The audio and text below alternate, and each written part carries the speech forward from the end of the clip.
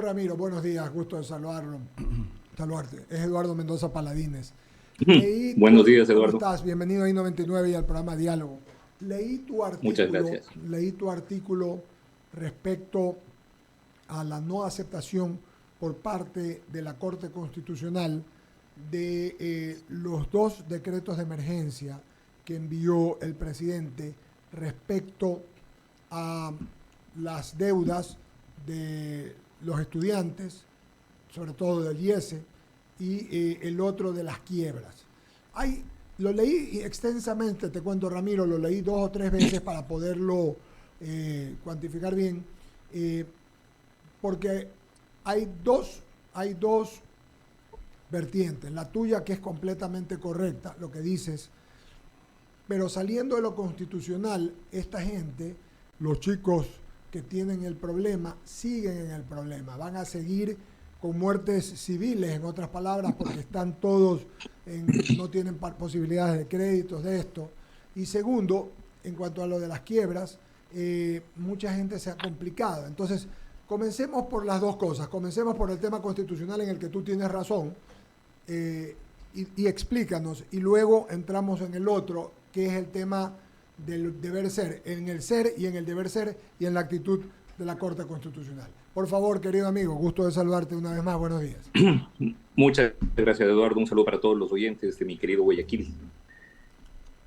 A ver, eh, sobre esto hay que dejar en claro un par de aspectos. Primero, estamos viviendo un régimen constitucional de excepción.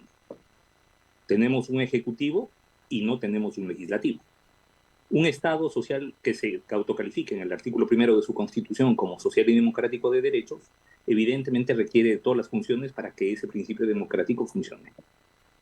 Sin embargo, la propia Constitución da las herramientas al Ejecutivo para que pueda disolver el Legislativo, establecer un periodo de transición excepcional en el cual se le permite, bajo criterios de necesidad, presentar al Ejecutivo proyectos de decretos ley de carácter económico y urgente. Asimismo, la Constitución establece la facultad de la Corte Constitucional de dictaminar esos proyectos de decreto ley previo a que pasen al registro oficial. Bueno, pues ahora la pregunta es, ¿qué es urgente?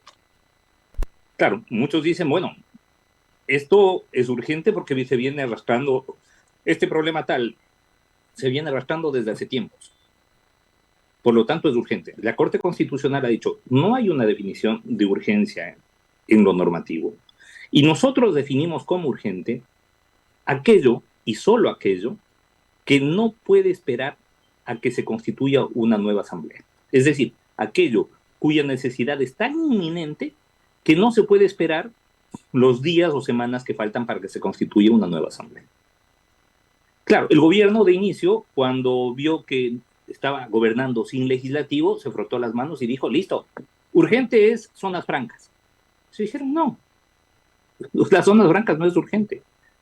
Usted presente si quiere zonas francas en la asamblea, debata democráticamente con un legislativo democráticamente elegido y pase lo que usted quiera.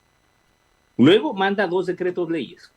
Uno que es, y perdón que lo diga así, pero me parece que fue claro, una táctica política dirigida a poner a la Corte Constitucional contra las cuerdas. Vamos a poner un tema súper sensible con el que además todos estamos de acuerdo. La reestructuración de los créditos de los estudiantes. Todos estamos de acuerdo. Pero el gobierno, el propio gobierno, en su momento lo mandó como proyecto de ley ordinario a la Asamblea. Ahora lo califica de urgente. ¿Por qué es urgente? Porque se le ocurrió. Y la Corte Constitucional, siendo coherente con digamos, con el principio que ya había establecido sobre qué se define como urgencia, le dijo, no señor, esto puede ser muy conveniente si usted cree, pero no es urgente, es decir, no es algo que tenga una urgencia tal que no puede esperar los 25 días que falta para que tengamos una nueva asamblea. Y luego, porque lo otro, además, esto venía con cola. Eh, yo me acuerdo cuando era chico y mi mamá me mandaba a comprar carne en la carnicería, pues en esa época no comprábamos en los supermercados, ni mucho menos, sino en una carnicería de la esquina. Y me acuerdo que, claro, siempre me decían, bueno, si va a llevar carne, tiene que llevar 2 de suave y 1 de hueso. Bueno, acá nos dieron la de hueso también. Presentaron un proyecto de ley de reestructuración, mejor dicho, de rescate de empresas, en donde fundamentalmente el rescate consistía en flexibilizar la relación laboral, pero además obligar a que los trabajadores entren en un concordato con la empresa o de lo contrario renuncien a sus derechos laborales. Esto claramente va en contra del artículo 328 de la Constitución, si no me falla la memoria, y de un montón de convenios y tratados internacionales en materia de protección del derecho al trabajo. Entonces, claro, aparte de no ser... porque además, ¿cuál fue la urgencia y el argumento para la urgencia? Es que es por el fenómeno del niño. Pregunto yo, ¿hay alguna empresa en este momento que haya quebrado por el fenómeno del niño? Ni una. Pero bueno, a ver, se están tomando medidas preventivas, supuestamente sí. Si se quiere tomar medidas preventivas, bueno, perfecto. ¿Por qué no se establece un proyecto de ley en donde se establece una línea de crédito pública o la obligación de los bancos de rescatar a las empresas que estén en peligro de quiebra? Pero lo que se hace a título de rescate es flexibilizar la relación laboral y, en otras palabras, permitir que las empresas que se acojan a esta modalidad establecida en este proyecto de decreto ley puedan prácticamente despedir con un besito volado a sus trabajadores. Sí. Yo debo suscribir que lo que dices es claro. Sin embargo, acá en Guayaquil, las personas sí se apenan, mi querido Ramiro, sobre todo en el tema de los estudios, ¿no? Pero entiendo la función de la Corte. La Corte no puede dar y pasar algo que no puede, pues, ¿no? Que no puede. Eh, hay una pregunta que te tengo, Ramiro, dejando ya lo de acá a un lado, y tiene que ver con, hay quienes también señalan que hay oscuridad en el tema de la Constitución cuando se supone, y esto dice el Ejecutivo, que cuando hay muerte cruzada, se envía un artículo económico y la Corte tenía solamente que, sobre todo la Corte solamente es medir la constitucionalidad y aprobarlo. ¿Te parece que hay que trabajar en eso legalmente para dejarlo determinado? ¿O te parece que está lo suficientemente claro? ¿O te parece que hay opacidad, Ramiro García Falconi, por favor? Mira, estamos viviendo un fenómeno inédito, ¿no? Inédito en la Sí, historia señor. republicana del Ecuador. Es la primera vez que un ejecutivo disuelve un legislativo y seguimos en democracia, ¿verdad? Ahora, para que sigamos en democracia, es necesario asegurarse que cuando el ejecutivo haga uso de esta herramienta, no se convierta en un dictador. ¿Qué significa convertirse en un dictador? Convertirse en el presidente, en el legislador y en el juzgador de todos. ¿Cómo hace la Constitución para evitar eso? Le limita sus facultades legislativas a lo económico y urgente. Entendido lo urgente, como lo ha interpretado, creo yo, correctamente la Corte Constitucional, como aquello que no puede esperar para un nuevo periodo legislativo. Porque de lo contrario, vía decretos leyes, en 2 meses tú puedes reconfigurar completamente el país a tu modelo y a tu criterio. Pero ya estamos viendo cuál es el modelo y cuál es el criterio. Imagínate, a ver, yo creo que este gobierno ha contado con una gran ayuda de parte del legislativo. Afortunadamente no les permitió pasar nada. Porque tú ves que la única ley que pasaron nos mataron a impuestos a la clase media. Y luego las otras leyes que de una u otra manera se estaban planteando eran de este talante. Flexibilización de la relación laboral, y hemos visto cuál es la propuesta que se está presentando respecto de la seguridad social, que básicamente se resume en incrementar los años de aportación, por lo tanto incrementar la edad para jubilación, disminución de las pensiones jubilares y eventualmente la entrada de players privados a administrar las pensiones jubilares. O sea, es decir, es una vuelta de tuerca a los 90 del siglo pasado. Y estamos en otro momento. Esto además, yo veo que existe mucha miopía política. ¿Te imaginas lo que habría pasado si este decreto ley era aprobado por la Corte Constitucional. En ese momento teníamos un montón de empresas acogiéndose a estos acuerdos de concordato, a estos procesos de reestructuración, y cientos de miles de trabajadores despedidos en condiciones precarias. ¿Te imaginas políticamente y socialmente lo que eso hubiera representado para el país? No para el gobierno, para el país. Y eso no lo ven. Es decir, ese inmediatismo, ese cortoplacismo con el que se actúa, hace que ni siquiera se den cuenta que se están pegando un tiro en el pie, por no decir en otro lado. Entonces, yo la verdad, a ratos no entiendo. Yo creo que en este gobierno hay buena fe, yo creo que hay un sentido democrático, pero hay una miopía y a ratos una torpeza que la verdad asusta.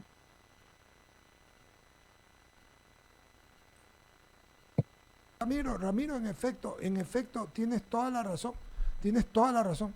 Y hay que trabajar en eso y trabajarlo porque, a ver, el tema es que, como dices tú, es inédito, en efecto, es inédito. Y no podemos, o sea, y se está aprendiendo, se está generando jurisprudencia, pero me parece, siguiendo tu criterio, que debemos seguir en lo mismo. Sigue Enrique San Martín con Ramiro García Falconi, por favor. Gracias, Eduardo. Ramiro, yo quiero remontarme al mes de junio 2023, cuando el presidente de la República, en la primera ocasión que la Corte Constitucional le acepta uno de los dos decretos, y el presidente molesto redacta lo que te voy a leer. La Corte ha optado por un alto grado de inseguridad jurídica y ausencia de certeza respecto a los ingresos que el Estado obtiene para la planificación de las urgencias de los ecuatorianos, porque se supone que estos son decretos económicos urgentes. Y continúa, no se trata de una defensa a ciegas de las atribuciones presidenciales, sino la defensa por convicción del régimen constitucional republicano y democrático del Ecuador, enfatizó el gobernante. ¿Cuál es tu criterio al respecto, Ramiro? Me gustaría escucharlo. Mira, si se quiere defender el republicanismo, si se quiere defender la democracia, el gobierno tiene que entender que sus facultades legislativas en un periodo excepcional como este tienen que ser excepcionales. Es decir, la disolución del legislativo no sirve para que el ejecutivo de turno en 6 meses modifique todo el ordenamiento jurídico del país a su criterio e interés. ¿Qué tal que hubiéramos tenido, por ejemplo, no a Guillermo Lasso, sino a Rafael Correa como presidente? Y que se le hubiera ocurrido emitir decretos, leyes de carácter económico urgente, en donde, por ejemplo, se permita la expropiación de medios de producción, donde se permita, por ejemplo, la expropiación de medios de comunicación o el traspaso de medios de comunicación privados a sectores comunitarios argumentando razones económicas. ¿Tiene que la Corte Constitucional quedarse callada? ¿Tiene que la Corte Constitucional constituirse en una especie de mero notario que certifica que se ha presentado un decreto ley y remitirlo al registro oficial? Pues la respuesta es no. Y la Corte Constitucional lo ha dejado claro, le ha dicho, vea, usted tiene que, si es que va a emitir un decreto ley, tiene que ser económico y de una urgencia tal que no puede esperar la estructuración de un nuevo legislativo. De lo contrario, guárdese nomás, que puede haber cosas muy interesantes, muy chéveres y que puedan tener la aceptación de todos. Por ejemplo, aquí, como decía hace un rato, metieron, claro, las dos de Suave, que era la de la reestructuración de los créditos educativos, y la otra que era una barbaridad, el tema de los acuerdos concursales en los que se permite que la empresa básicamente vote como perro a los trabajadores. Entonces, eso no tiene sentido. Y eso no es defender el republicanismo ni la democracia. Eso es todo lo contrario, eso es autoritario. Y qué pena que en este momento, ya de salida, cuando les faltan 2 meses y medio para irse, estén cayendo en ese autoritarismo. ¿Cuál es tu criterio respecto ayer sale la nota de la Corte Constitucional donde no da paso tampoco al acuerdo con Costa Rica y el gobierno riposta diciendo no, que es constitucional? Y esto crea, te digo, Ramiro, confusión entre los ecuatorianos. Porque ¿a quién le creemos? la Corte Constitucional, el gobierno, o por último, se termina pensando en que ya hay otro opositor. Si en un momento el gobierno nacional se quejaba de la Asamblea, el gobierno se quejaba de la Asamblea Nacional, ahora resulta que el otro actor que aparece es la Corte Constitucional, pero con la misma esencia de la Asamblea Nacional. ¿Tu criterio, Ramiro? Mira, yo creo que hay que preguntarle al presidente cuál es su criterio sobre lo que significa gobernar. Porque, claro, primero decía que Rafael Correa no le deja gobernar, luego que Jaime Nebot no le deja gobernar, luego que Leonidas Issa no le deja gobernar, luego que la Asamblea no le deja gobernar y ahora que la Corte Constitucional no le deja gobernar. Yo creo que es el gobierno el que continuamente se está poniendo el pie el solito. Y me parece que estos decretos leyes son una muestra clara del grado de inmadurez política que puede tener un gobierno que supuestamente venía muy preparado para ejercer el cargo y que durante 2 años y medio parece que no ha aprendido nada. Que si quiere gobernar, ajústese a las reglas constitucionales, pero el querer brincarse, el querer pasarse de listo, ¿verdad? El querer jugar con las reglas constitucionales a gusto, resulta muy complicado cuando se tiene una Corte Constitucional que evidentemente es independiente. Claro, no, es que obviamente políticamente lo más fácil es que es una corte opositora, inclusive le han dicho correísta. Yo me mato de la risa porque una corte correísta que reabrió el caso Gabela y contra la que Rafael Correa despotrica todo el tiempo. Entonces, no tiene sentido. Pero claro, resulta incómodo el control de los jueces para quien detenta el poder y no le gustan esos límites. Pero de acuerdo a nuestra estructura constitucional, el intérprete último de la Constitución es la Corte Constitucional. Por lo tanto, lo que la Corte Constitucional señala como inconstitucional es inconstitucional.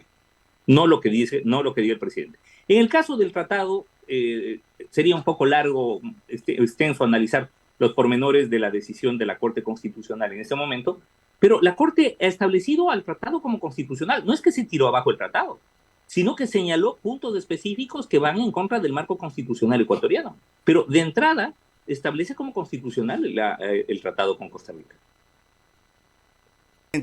Y voy a ser sarcástico, ¿le quedarían ganas al gobierno de seguir enviando decretos ejecutivos con el carácter de económico urgente? Yo esperaría que no, porque además, no sé tú, pero yo no veo las causas... Muy buena, Ramiro, muy buena. ...urgentes. Yo esperaría que no, porque yo no veo las causas urgentes, excepcionales, las condiciones, y ojalá no se den, podría darse. De aquí a las 10:30 de la mañana hay un terremoto, y por supuesto ahí sí habrá necesidad de un decreto ley económico urgente basado en una catástrofe natural, por decir algo. Claro. Pero en este momento, a 8:46 de la mañana del miércoles, yo no veo la causa excepcional por la cual el Ejecutivo pueda emitir un decreto ley económico urgente. Yo creo que ella debería entender que no es un legislador, que no puede constituirse un legislador, que no puede remodelar el país normativamente a su gusto, basándose o aprovechando el que no tenemos un legislativo, que por malo que sea el legislativo es fundamental para la existencia de un Estado democrático y que hay que esperar a que se elijan y ojalá elijamos buenos legisladores de esta vez, aunque yo la verdad no tengo mucha esperanza de eso y creo que no vamos a tener un buen legislativo mientras los que deciden las leyes no estén en la Asamblea. Agradecerte, Ramiro, por habernos acompañado en esta mañana, Ramiro García Falconi. Oye, a propósito, ¿estás aquí en Quito, estás en Ecuador o estás afuera? Estoy en Guayaquil.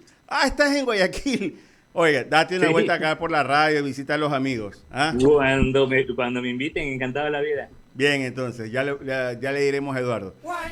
Suerte, Ramiro. Gracias. Chao. Un abrazo. 8:47 y ahora le damos... A ver, perdón, antes de darle la bienvenida a nuestra compañera Luisa Delgadillo,